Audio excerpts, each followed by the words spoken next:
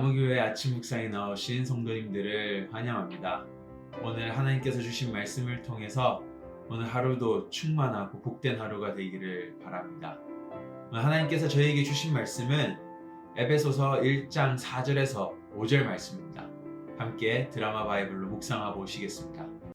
곧 창세전에 그리스도 안에서 우리를 택하사 우리로 사랑 안에서 그 앞에 거룩하고 흠이 없게 하시려고 그 기쁘신 뜻대로 우리를 예정하사 예수 그리스도로 말미암아 자기 아들들이 되게 하셨으니.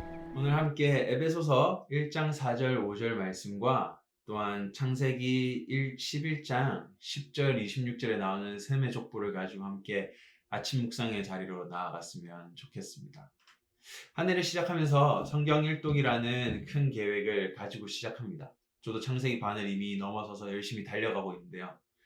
창세기 1, 2, 3, 4장 참 정말 재밌게 잘 넘어갔었습니다. 그리고 가장 먼저 만나는 고비가 바로 족보의 이야기였습니다. 참 이 족보의 이야기를 보면서 족보를 어떻게 이해해야 되지? 그냥 누가 누구를 낳고에 대한 것만 언급하는 것인가? 라는 질문들이 많이 들었습니다. 특히 제가 중고등학교 때 항상 성경을 읽다가 족보가 나오면 읽지 않고 넘기는 습관들도 있었습니다. 오늘 그럼 저희가 성경을 창세기를 시작하고 있는 가운데 계속적으로 족보는 뒤에 가서도 언급되고 있습니다. 성경의 구석구석에 성경의 저자들은 이 족보들을 계속적으로 언급하고 있습니다. 성경의 저자들은 바보가 아니죠. 왜 계속 이 족보들을 이렇게 언급하고 있는 것일까요? 그리고 오늘 그 언급하는 저자들의 목표와 그런 의도가 무엇인지를 저희가 잘 알고 볼 때에 오늘 족보는 저희에게 새롭게 다가올 거라는 생각을 합니다. 바로 족보는 우리를 향하신 하나님의 신실하신 사랑과 은혜를 경험할 수 있는 곳이라는 것입니다. 오늘 본문 11장이 나오기 전 바로 5장에서도 아담으로부터 노아에 이르기까지 10세대, 그리고 오늘 11장에서도 셈으로부터 아브라함까지 10세대에서 총 20세대가 이미 앞에 등장한 상황이고, 오늘 그렇게 하면서 11장 끝에서 아브라함에서 마치게 되는 상황에 놓여 있는 것입니다. 그러면 이 족보를 통해서 오늘 우리가 무엇을 느끼고 무엇을 배우는지에 대해서 한번 생각해 보았으면 좋겠습니다. 아담과 하와가 창조하셨을 때 하나님께서는 아담과 하와에게 약속을 하십니다. 아담과 하와야, 내가 너희를 너무 소중하게 만들었어. 그리고 너에게 축복할. 너희가 이 세상을 다스릴 거고 너희 자손들이 풍성해질 거고, 그리고 이 세상을 너희 자손들과 함께 잘 관리하고 다스리렴 하면서 하나님께서 아담과 하와를 축복하십니다. 하지만 이 자들이 에덴 동산으로부터 쫓겨나게 되죠. 그렇지만 또 하나님께서는 그 약속을 잊지 않고 여전히 축복하시며 가인과 아벨을 놓게 되고 또한 셋을 놓게 되는 것이었습니다. 그리고 노아의 방주 사건 때 모든 물이 세상을 덮게 되면서 사람들이 죽고 참 슬픈 일들이 계속 일어나는 가운데 노아와 가족들이 방주로부터 나오게 됩니다. 그리고 제사를 올려 드리죠. 그 가운데서 하나님께서는 아담과 하와에게 하셨던 약속, 그리고 그게 가인과 아벨과 셋에게 갔던 그 약속들이 오늘도 노아에게도 여전히 이어지고 있었던 겁니다. 노아야, 내가 너의 자손들을 축복하고 번성하도록 도와주겠다 라고 약속하셨던 겁니다. 하나님은 그 10세대가 지날 때 동안도 여전히 그 약속을 잊지 않고 노아에게도 그 약속을 실행하고 계셨던 것입니다.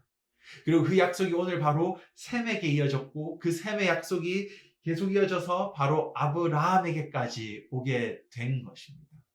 바로 20세대가 지난 이 상황 가운데서도 하나님께서는 자신의 약속, 그 아담과 하와에게 하셨던 그 약속을 잊지 않고 그 자손들에게 계속적으로 사랑과 축복으로 다가오시고 신실하게 옆에서 함께 동행하셨던 하나님이심을 족보는 오늘 보여주고 있는 것입니다. 신실하신 하나님을 보여주는 동시에 족보는 인간의 부정함과 불신실함을 동시에 나타내고 있습니다. 셈의 족보를 보시게 되면 10명의 사람들이 등장합니다. 셈으로부터 해서 아르바삭, 셀라, 에벨, 벨렉, 르우, 스룩, 나홀, 데라. 그리고 마지막으로 아브라함이 등장합니다. 성경에서 아브라함의 얘기는 정말 상세하게 나와 있고 이 사람의 어떤 사람인지를 잘 설명해 주고 있습니다. 하지만 그 앞에 있는 조상들은 어떤 사람인지, 어떤 일을 했고 그들의 관계가 하나님과의 관계가 어떤지에 대해서는 설명을 상세하게 하고 있지는 않습니다. 하지만 오늘 여호수아 24장 2절을 통해서 이 조상들이 어떤 삶을 살았는지 저희가 대충 짐작은 할 수 있습니다. 여호수아 24장 2절입니다. 여호수아가 모든 백성에게 이르되 이스라엘의 하나님 여호와께서 이같이 말씀하시기를 옛적에 너희의 조상들 곧 아브라함의 아버지 나홀의 아버지 데라가 강 저쪽에 거주하여 다른 신들을 섬겼으나. 오늘 여호수아 24장 2절에서는 명료하게 말하고 있습니다. 데라와 그의 조상들은 강 저쪽, 바로 유프라테스 강이죠. 유프라테스 강 건너편에서 다른 신들을 섬기며 살았다라는 것입니다.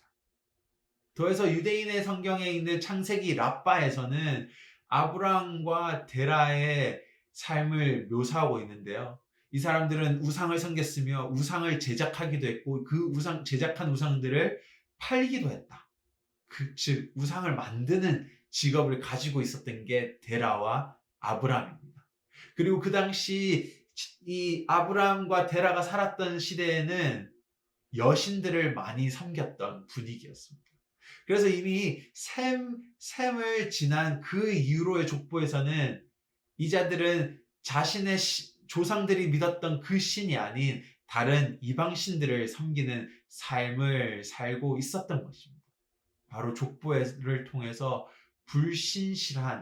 불성실하고 하나님과의 관계를 버리고 살아갔던 이 조상들을 드러내고 있는 것입니다.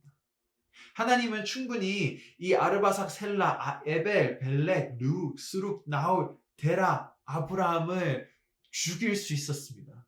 왜? 너희들이 나에게 신실하지 않으니까 나는 너희들에게 신실할 필요가 없어. 내가 너희들을 죽일 거야. 너희들을 없애버릴 거야. 라고 하나님은 충분히 경고하고 그들을 없앨 수 있는 힘과 능력을 가지고 계셨던 분입니다. 하지만 하나님께서는 자신의 약속에 신실하셨던 것입니다.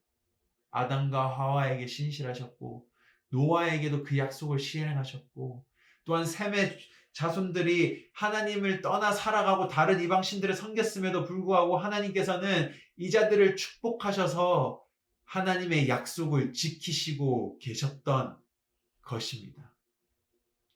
그래서 오늘 하나님께서는 자신을 부인하고 떠나간 아브라함에게 먼저 다가가시고 나타나셨던 것입니다. 그리고 11장에 아브라함의 이름이 나오고 12장부터 아브라함과 하나님은 관계를 맺어 나가십니다. 하나님께서는 아브라함이 이방인을 섬기던 사람으로부터 믿음의 조상이 되기까지 많은 노력을 하셨습니다. 그래서 아브라함이 결국은 하나님의 약속을 받아들이게 됩니다. 하나님께서는 말씀하십니다. 아브라함에게 내가 너희를 축복할 거야.